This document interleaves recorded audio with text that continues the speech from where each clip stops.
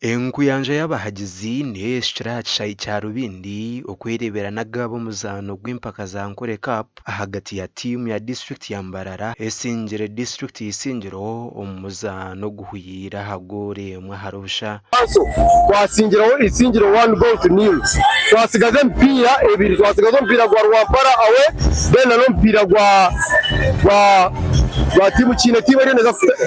Mbarara City ene ja bucuru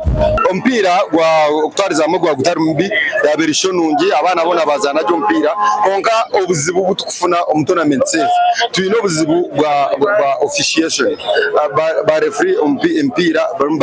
baga so kuno jangu twanyongera mutindo gwa ba ref akabira atarunshonga yona obwa hati timu ya district ya Mbarara ryo mwanya gwa kashatu omu group ya kashatu n'obubonero butano kandi sigizo kutayira timu ya district ya Rwampara ekahendera kutayisa timu ya Mbarara City acha y'ubucuro